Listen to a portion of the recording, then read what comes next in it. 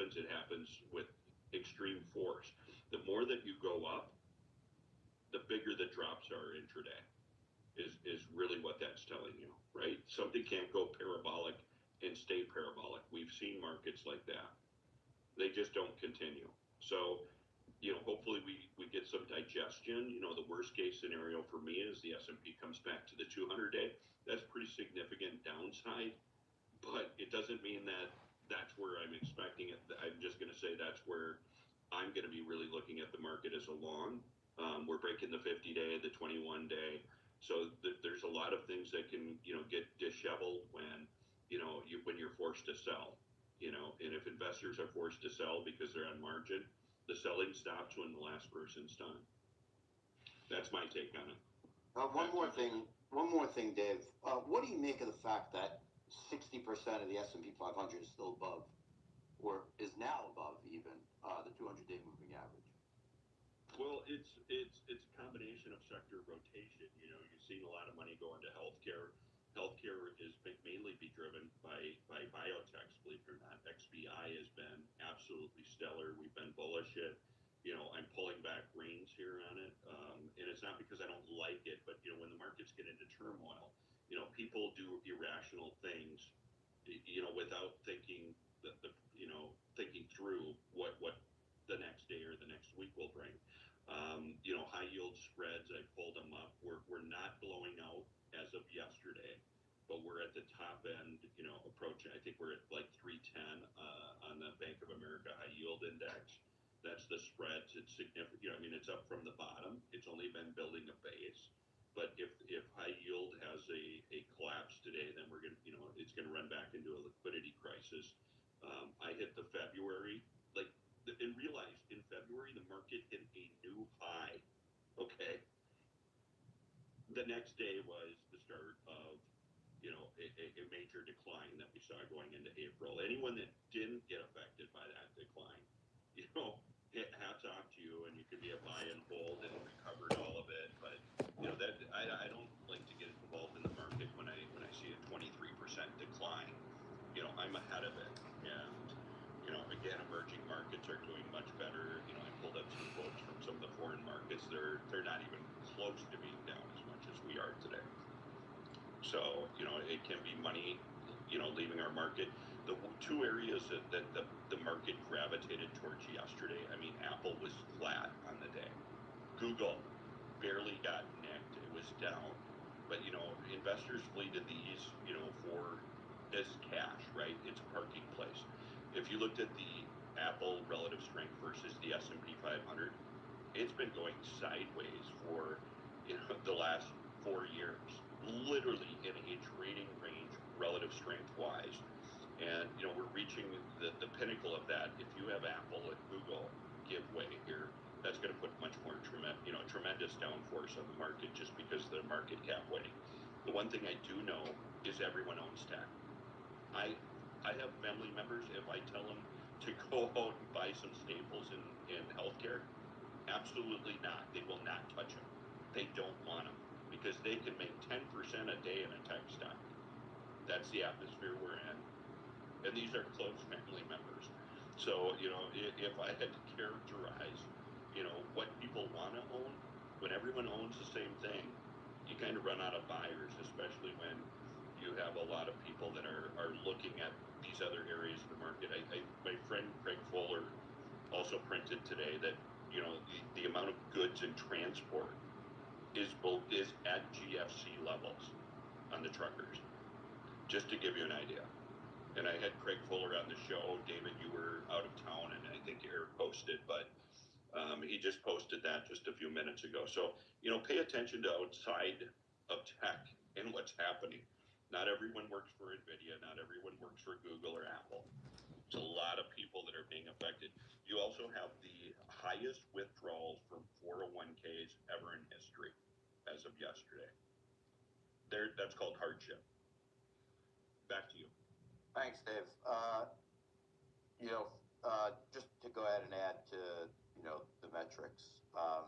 Gold also under pressure, below 4,100 and declining.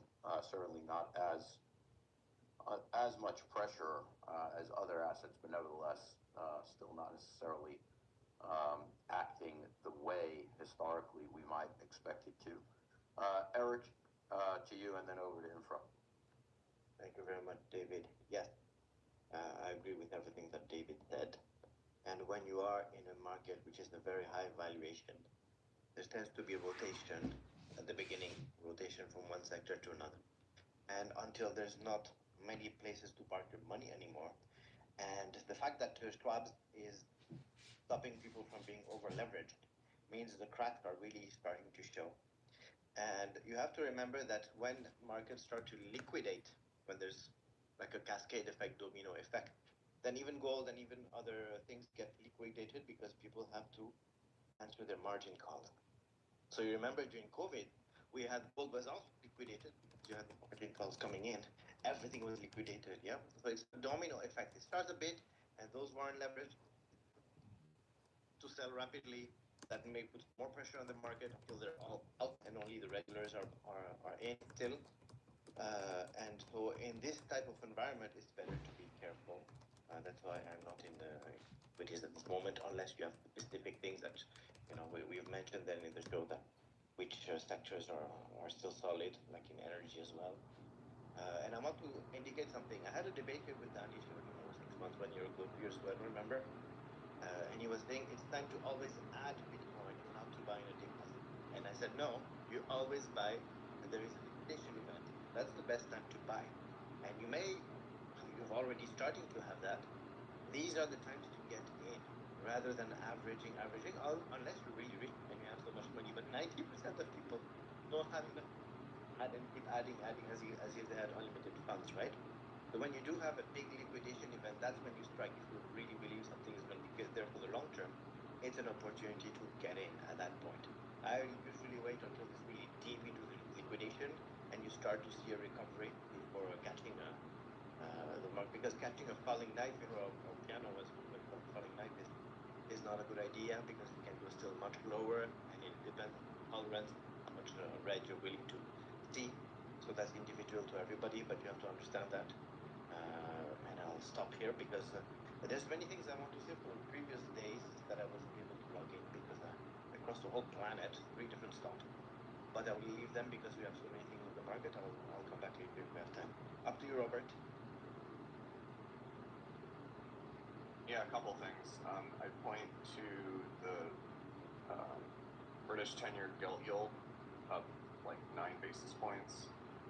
I would also point to SOFR, which just came in for yesterday. It's a day lagged, and we're back at the Fed's upper bound.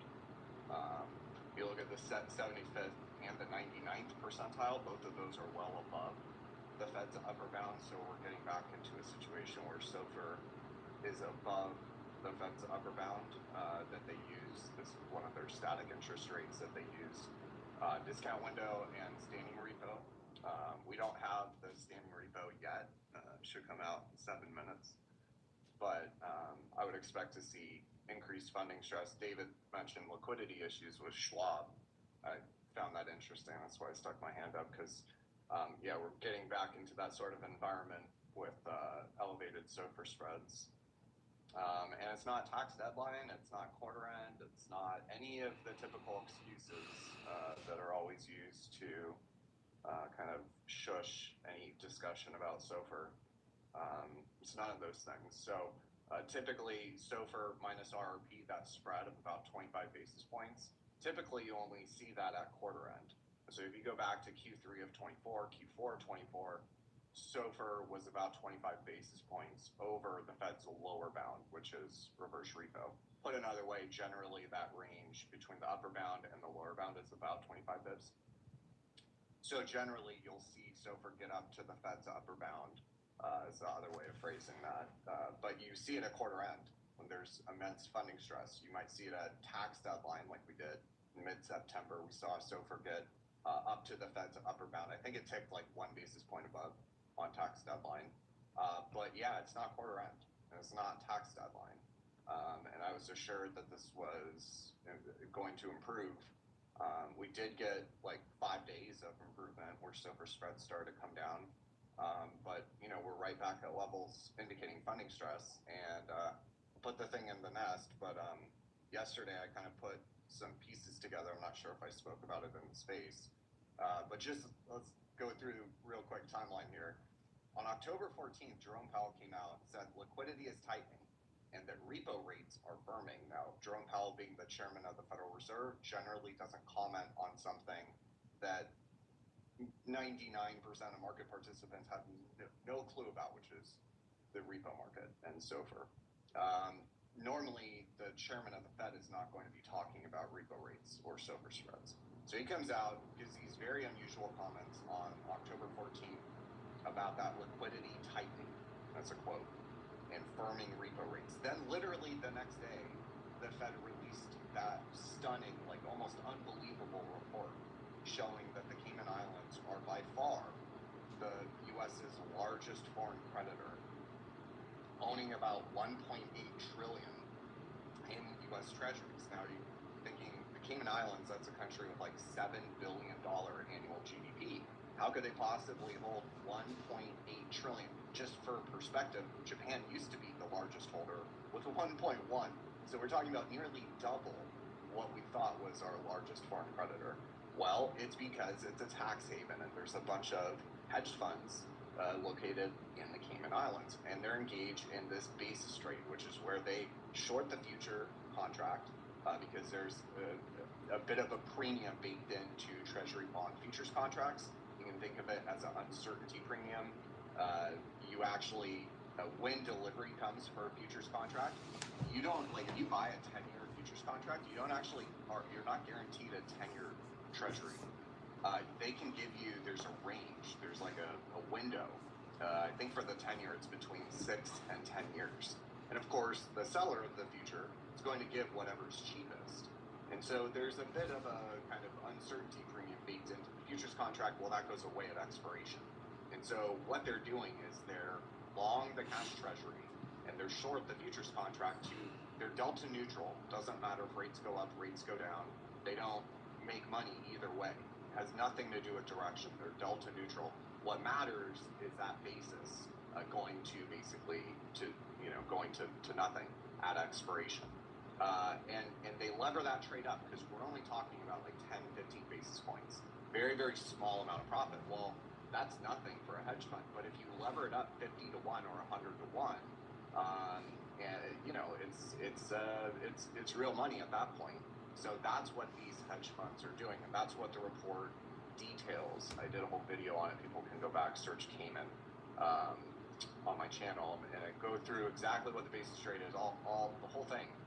And so what we have gotten into a situation is we have Jerome Powell coming out giving these very unusual comments. Oh, by the way, that trade is financed in the repo market.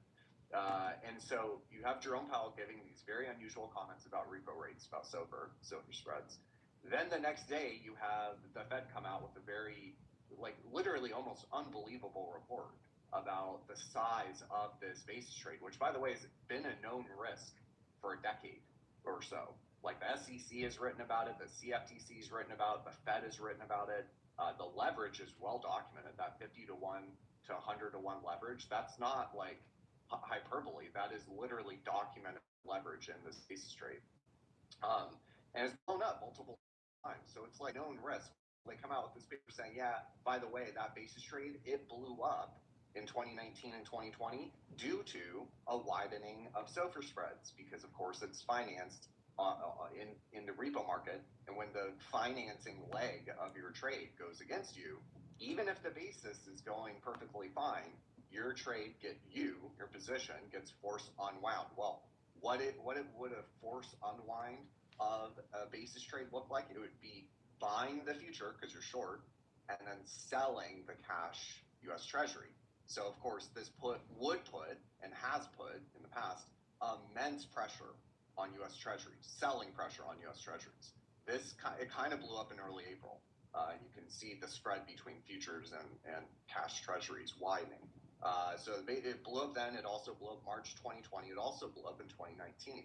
Then over the past couple weeks since that paper, you've had two SOMA managers, both the current SOMA manager, System Open Market Account, at the Fed. It's basically the vast majority of their balance sheet.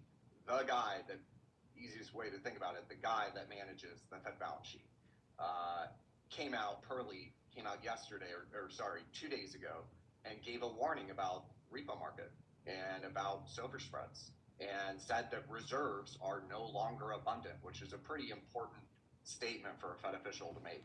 And then a couple weeks prior to that, you had the former SOMA manager come out, Lori Logan, and give comments on SOFR spreads and tightness in the repo market. So the three people that would know, right, the former SOMA manager and the current SOMA manager, and of course the chairman of the Federal Reserve, giving comments the day before they release a report that in it says, by the way, this $1.8 trillion basis trade, it's blown up before, and the reason it blew up before was due to a widening of SOFR spreads and tightness in the repo market. You kind of zoom way out and look at the big picture there, and I think that the people that know are quite worried about what's going on with repo rates. And, I understand a lot of people fade that concern, but it's getting to even the point that Andy Constant, who generally is like kind of a conks fade everything, fade anything that is worry about anything. Everything is always 100% fine. There's never any reason to be concerned. Kind of generally falls into that camp. Well, even he was going, look, like, it's kind of concerning to me. I don't see any signs of stress, right? Credit spreads, equities basically at all-time highs. Everything I'm looking at looks okay. But the people that would know, they're all quite worried, and that's worrying to me. I would keep an eye on that standing repo just out. So let me see if that's notable. But yeah, I would point to that, and I would also point to the UK. I think that's probably a situation worth watching. Nothing remarkable for the standing repo today. Okay. Thank you, Infra. Go ahead, Justin, and then Derek. I just think it would be helpful to back up a little bit because, I represent the rookie investor voice here, that I try new things, I figure things out, my investing strategy is basically look at the founder, look at the leadership team, what's the likely percentage that this company is going to go gangbusters in the next 2 to 5 years. That's literally my whole strategy. So I don't understand things like, what triggers a market sell-off? Why is it a bloodbath? Things like that. So it might be helpful for those that, if no one knows and it's just, a mystery to everybody, that's one thing. But it might be helpful for the majority of the listeners in here, over 5,000 at this point, it might be helpful to explain what, do we know what triggers this kind of thing? I'll go first. I'm sure every speaker has something to say on this. For me, there's two pieces. Piece one is forced selling. And forced selling, you can't deny the numbers, right? Someone forcing you to sell, either you need the cash or someone's telling you need the cash, or emotion, and kind of something begets something. And that emotion doesn't necessarily need to be human emotion. It could be programmatic emotion also, right? So let me drill a little bit deeper. Programmatic emotion and human emotion. Essentially fear, right? And a human being, they see it going down. All of their fears come to roost all at once. All the holes in the thesis that you knew of and ignored are now, bearing down on you, and you're thinking much harder about it. In terms of programmatic fear, algorithms, right? In other words, if my portfolio is down X, right, I need to go ahead and, balance it out. Or if a certain stock is down X, well, I need to go ahead and make sure my exposure across my portfolio, I have limits across my portfolio that require me, whether that be an individual, more likely an institution, that requires you to rebalance, right? And that could require selling elsewhere in the portfolio in order to have the balance going correctly. That leads into forced selling. Forced selling, either because your discipline requires you to be a forced seller, i.e., I have a stop loss. If something's down 20%, I don't care what happens next. I'm out. That's my rule. See you later. Live to fight another day. And I'll get back to live to fight another day in a second. Other types of forced selling is you're leveraged, right? Actually forced selling. You're leveraged. The price goes down. Your broker comes to you and says, hey, you got to go ahead and post, cash or sell securities. You don't have any more cash. You sell securities. And so selling begets selling, right? That could be an ugly domino that everybody can understand. If everybody's fully allocated and fully leveraged, all of a sudden, we don't know where the bottom is. It's wherever the brokers then decide, well, we don't need more margin to be posted.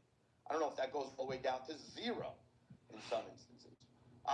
And then lastly, when we're on the forced side of things, people just get taps on shoulders, right? This was a horrible trade, you idiot.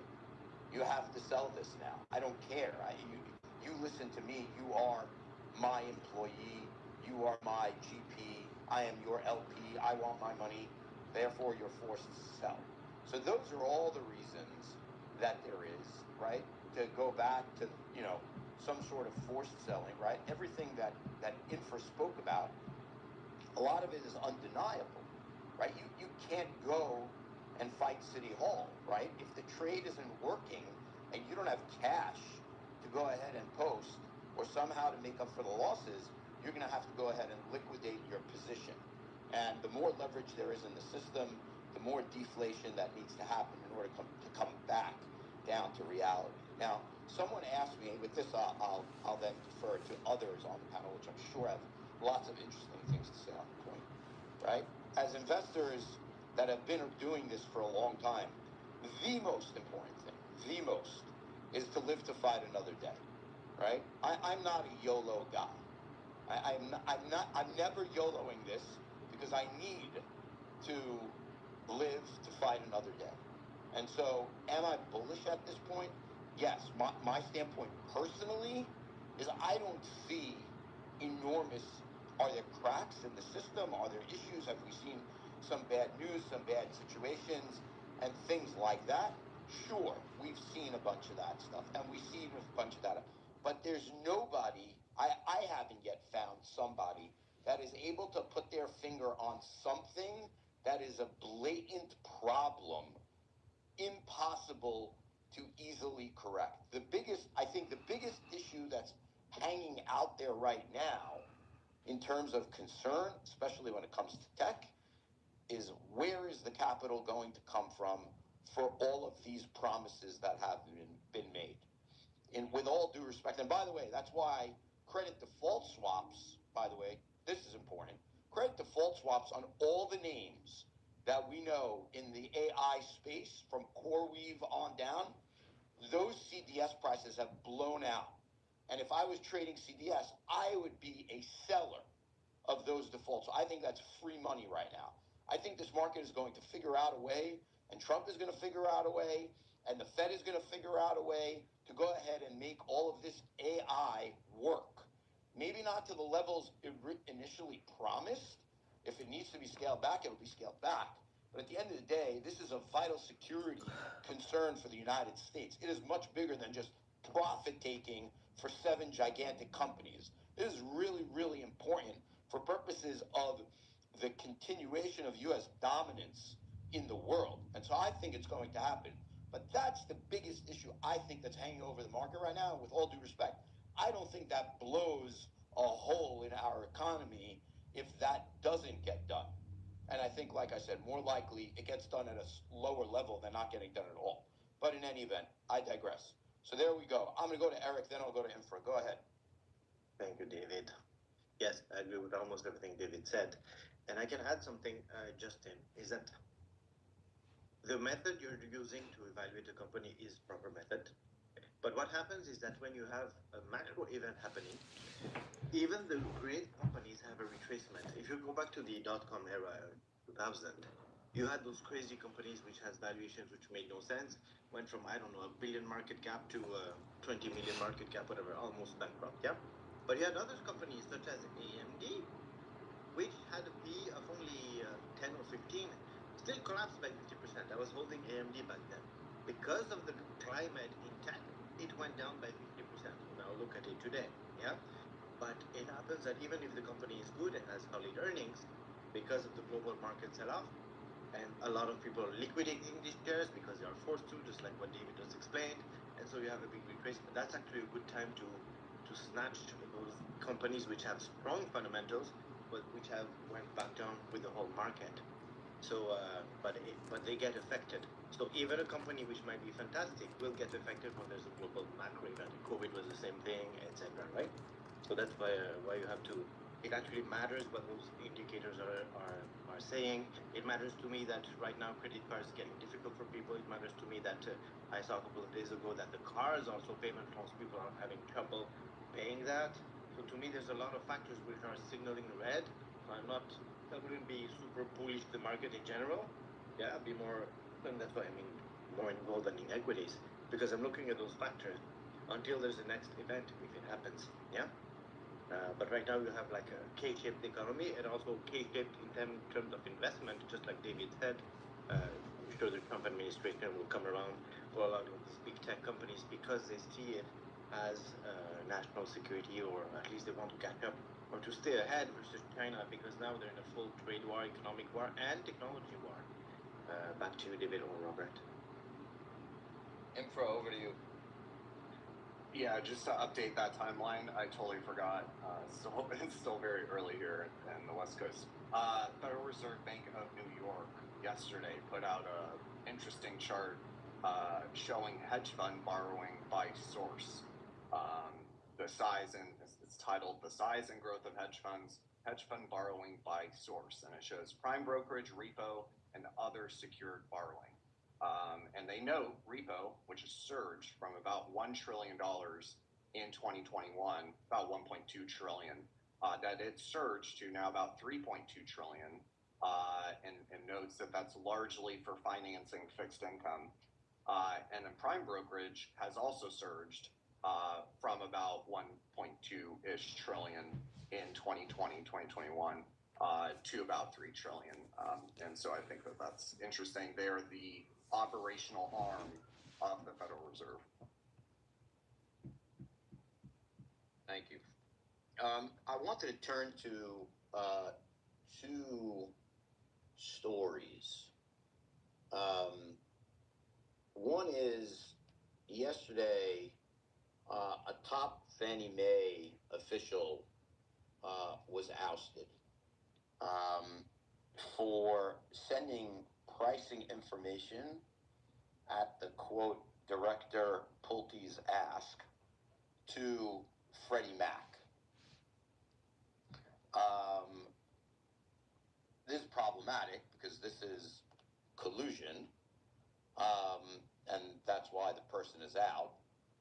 Bill Pulte, as far as I know, has not yet commented on this, where it said in the email specifically that it was at Pulte's ask. This makes I don't know what kind of legs this story will have. I mean, it is what it is. The email is what it is.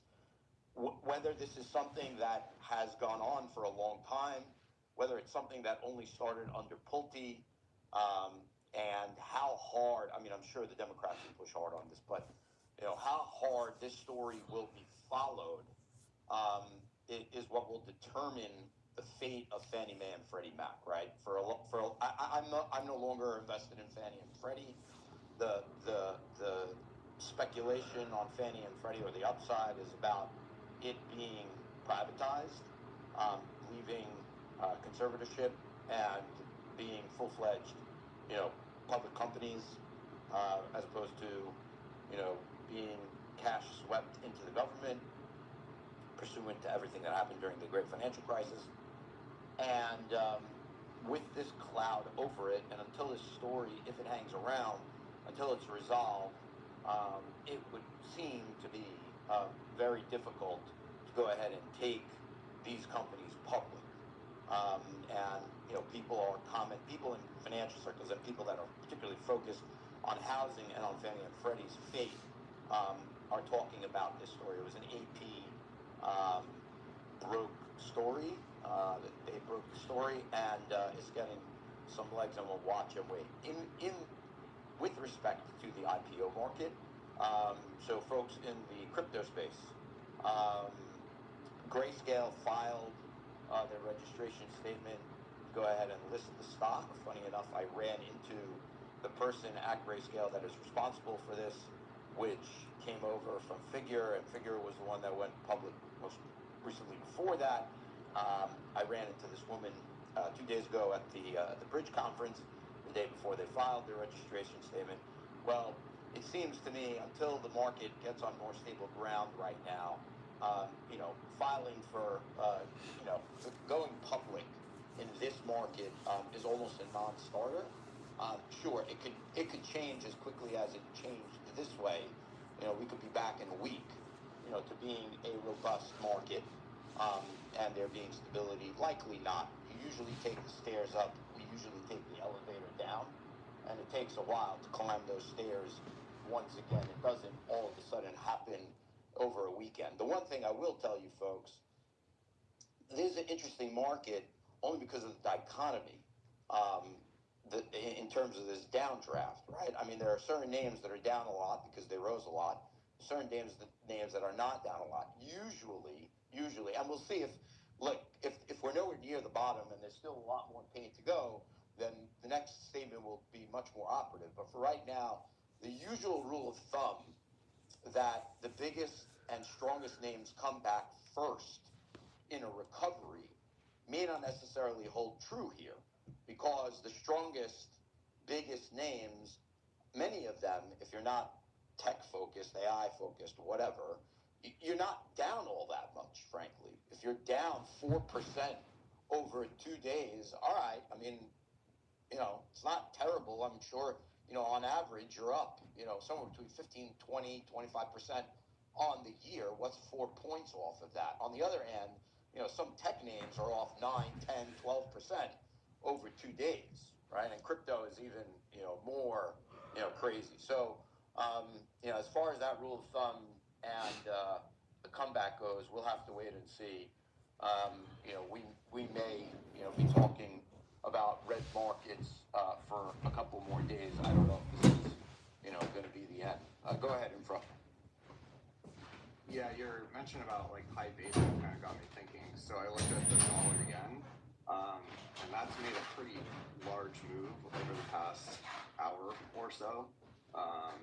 Yen strength, dollar weakness by about 0.5%, which for short move is pretty interesting. And if you look for all the TA people, if you look at dollar yen over going back to May, it's basically been in a rising wedge.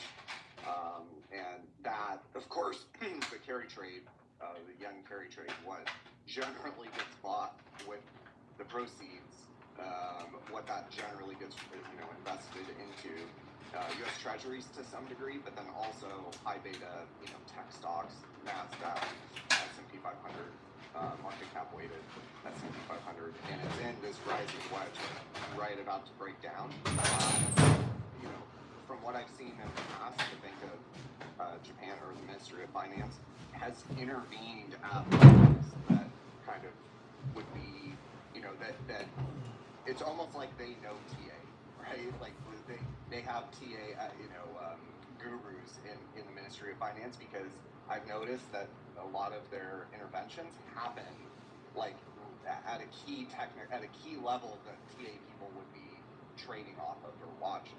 And so I would point to that also as something to keep an eye on, because we know from 2024, once that yen carry trade unwound, it was a couple days of selling.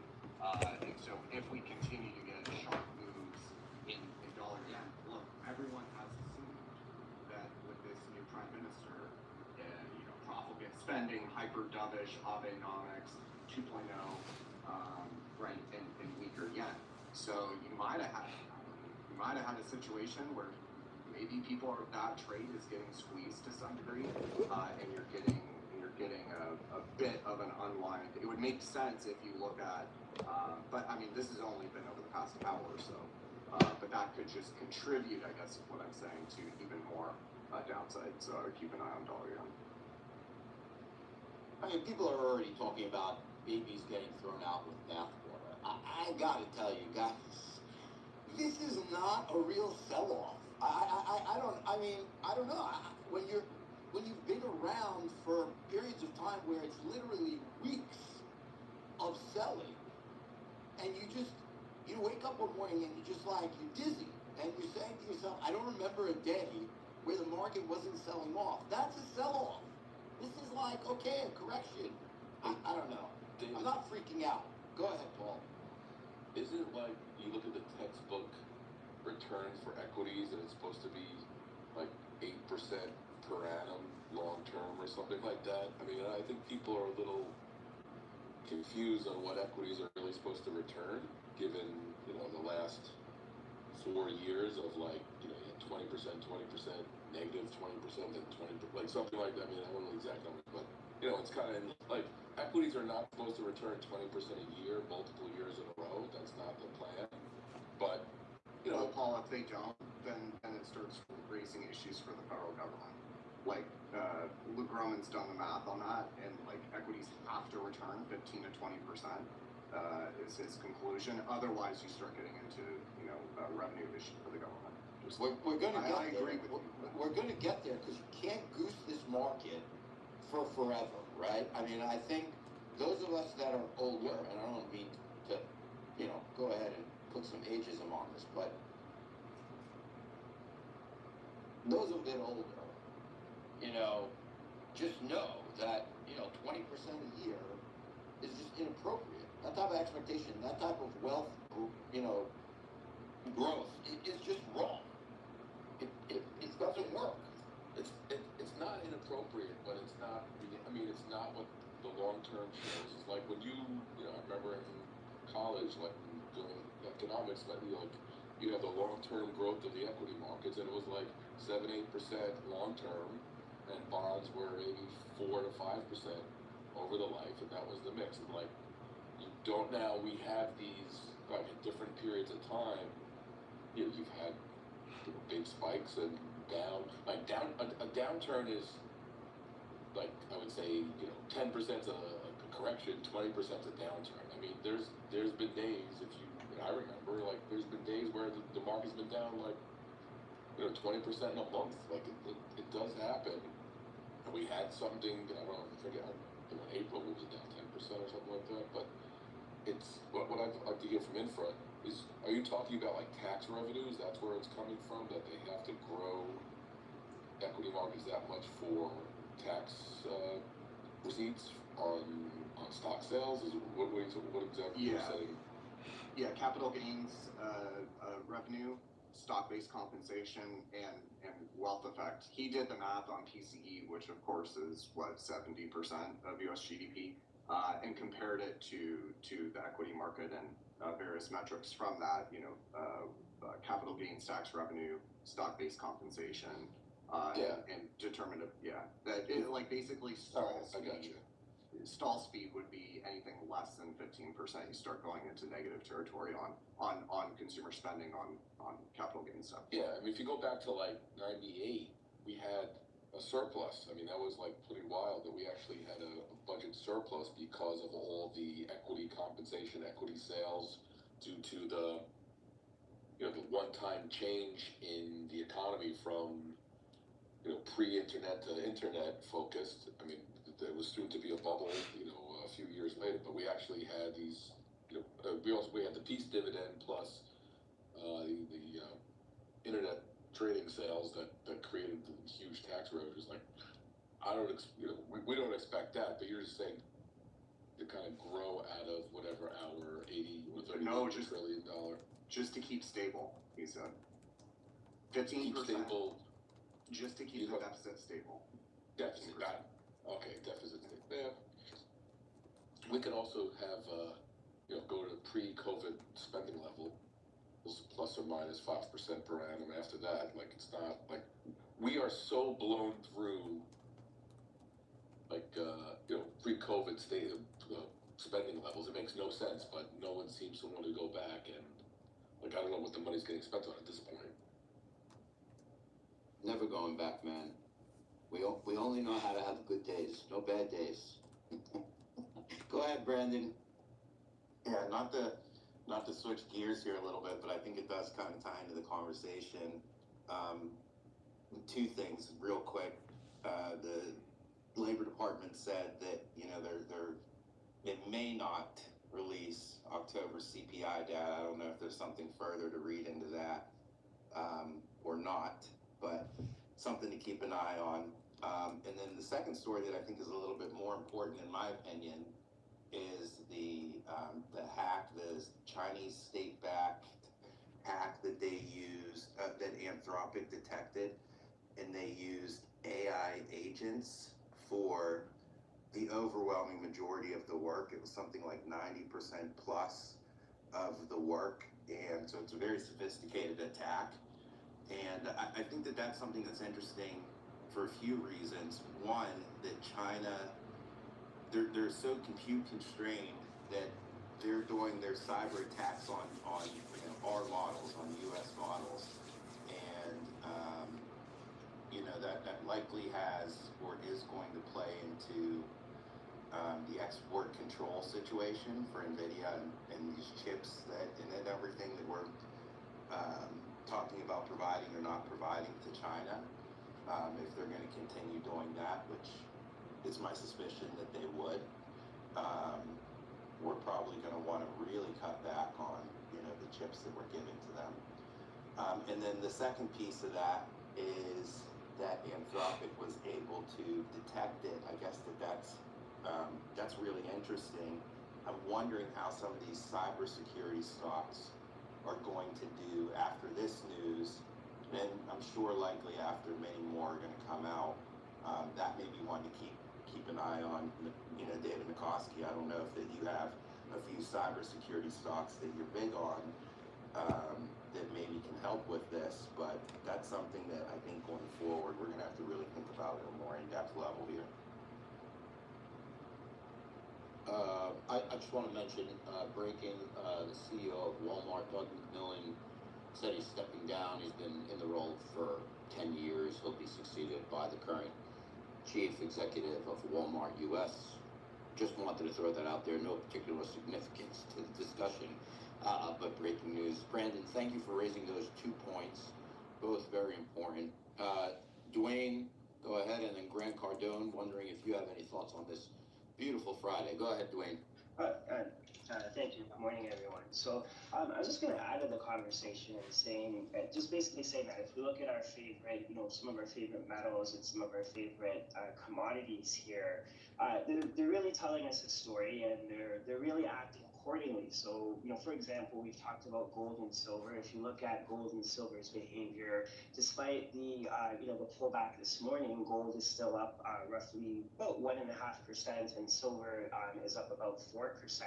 And I mean, just using, I guess, to be a bit, just being a bit corny here or whatever. If you look at the Allcom, if you look at Allcom's razor, it's basically, it's basically ringing true today. I mean, we have to recall that we're just coming out of a government shutdown from a U.S. perspective. We have this precarious, volatile tariff regime, and also as well, our precious rate cuts are now in question as well, right? We're looking at, say, a 50% sentiment here, right? So, so naturally, gold and silver are, basically roughly where they're supposed to be. By contrast, if we look at, say, soybeans, I mean, soybeans are in the green. We're up about 10%.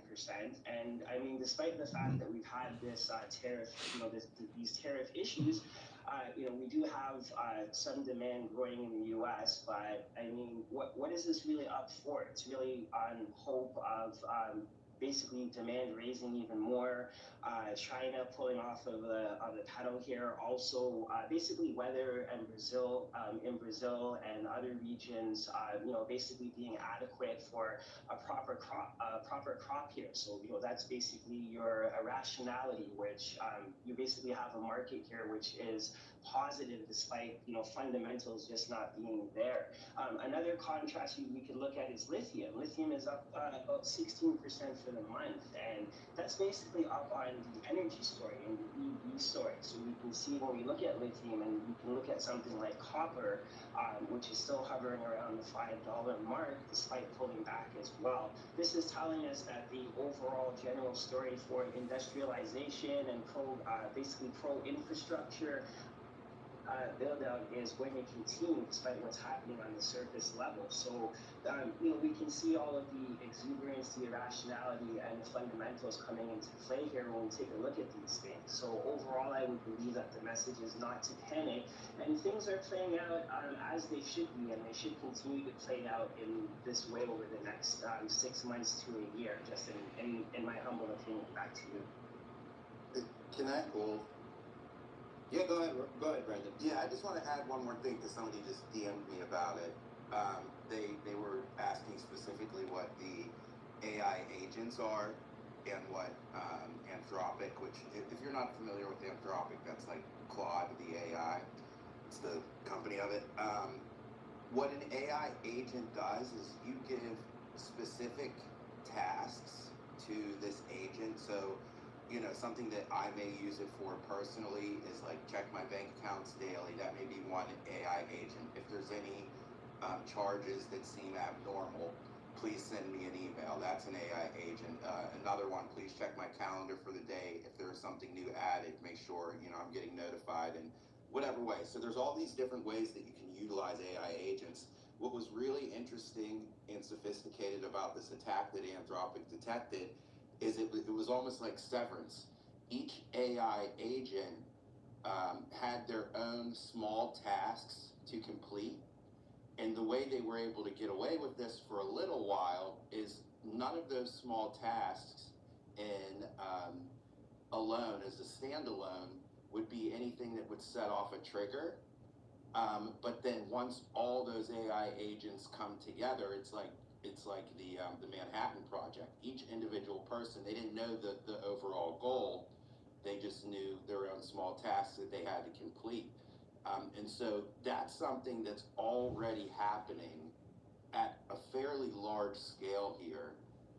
So, that's something we want to keep an eye on, because if it can happen now as the technology advances, and maybe if cybersecurity and stuff isn't keeping up to that same pace, which it typically never does, we're getting into a black hat versus white hat situation here. And I expect the U.S. to respond pretty strong to that, and I expect some cybersecurity stocks to do fairly well if somebody can stand out on detecting this. Yeah, excellent. On the AI agent point, yes. So for the audience, just a little bit more simply, right? Those agents are capable of doing tasks. They are not just open LLMs. So you can put your ChatGPT on steroids and use OpenAI's ChatGPT agent, which is not particularly great. But there are others that are out there that will go ahead and do specific tasks for you on a recurring basis with all of the knowledge that you feed it, and it's able to go ahead and glean. Grant, good morning. Thanks for joining us, sir. Before getting to you, Michael Saylor is out there having a pissing match with Jim Chanos. Even though Chanos' trade is over, they're going at it like 7-year-olds on Twitter, on X. I don't think Chanos matters much at this point. Generally in life, the guy's 70. It's time to retire, dude. You closed your fund. You run a family office. You don't manage anyone's money. Why make such a big deal out of everything?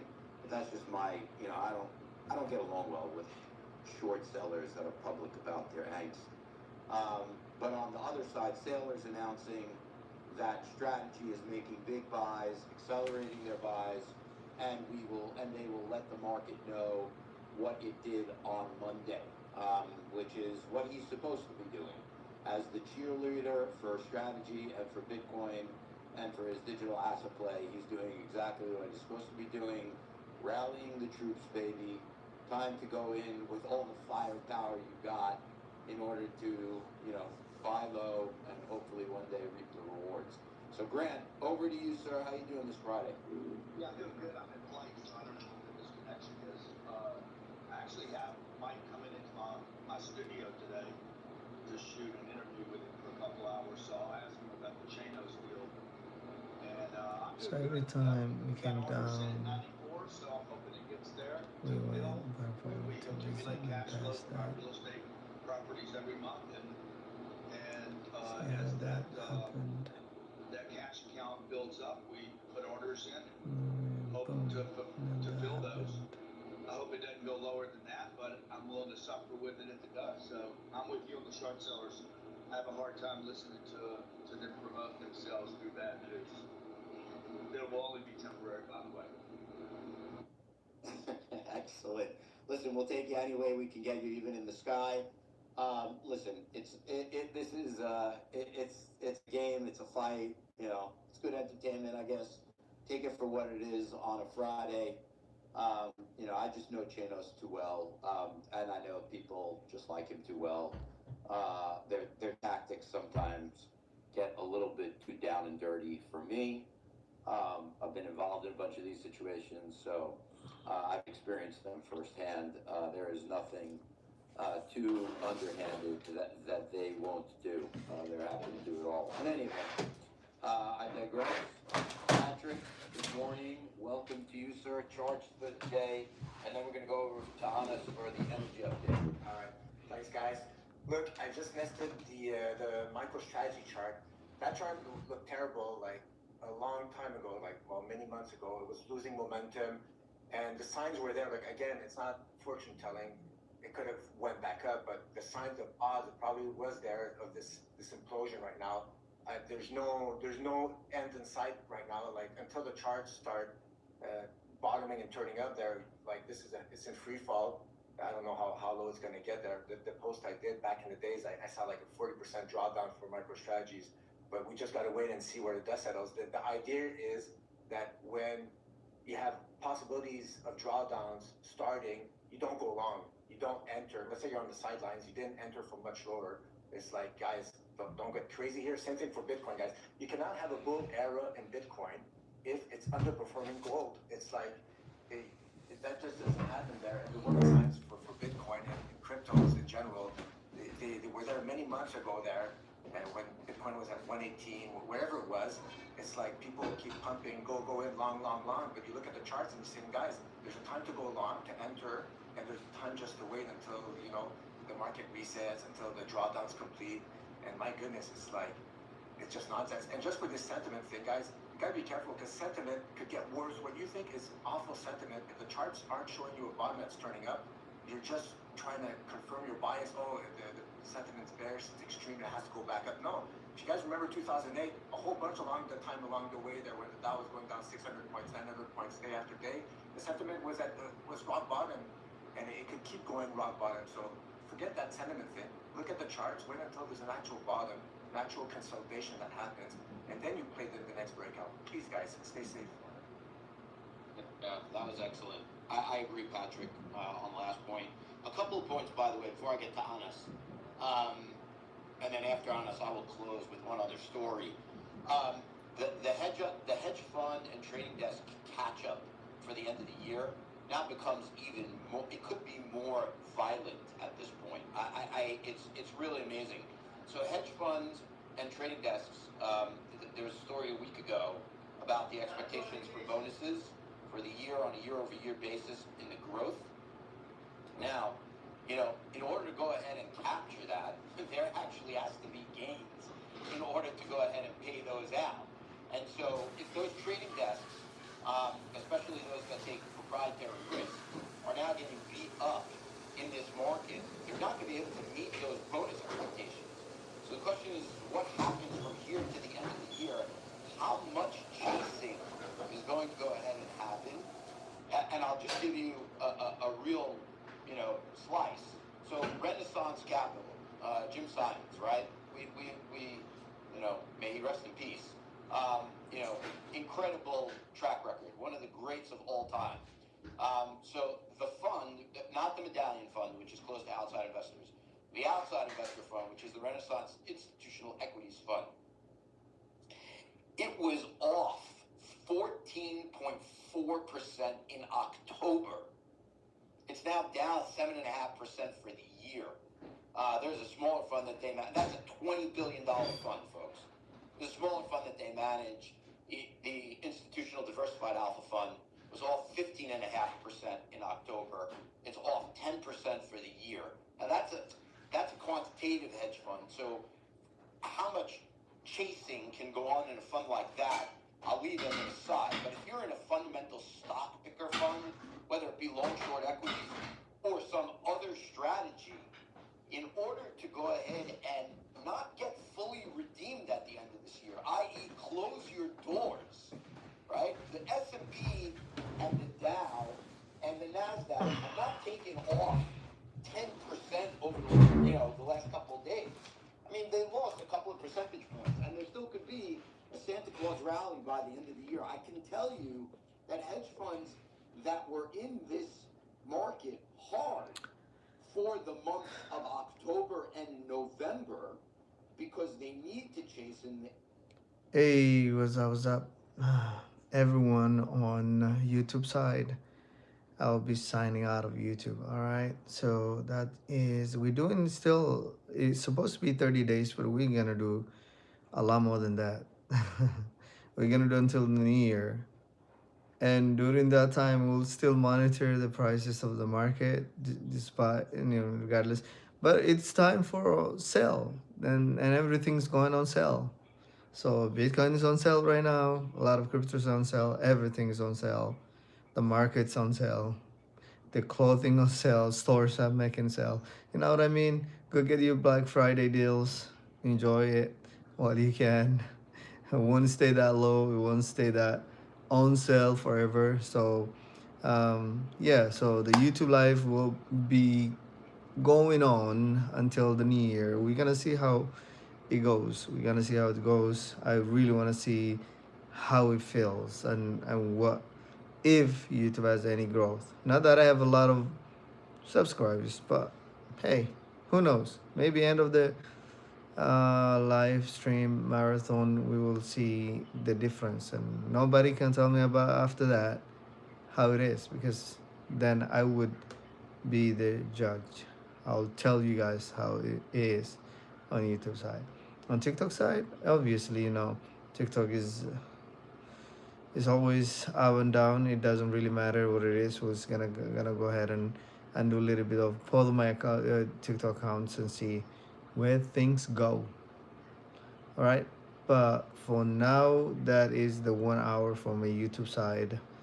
All my friends on YouTube, thank you so much. Love you guys, and have an amazing and wonderful and blessed Friday.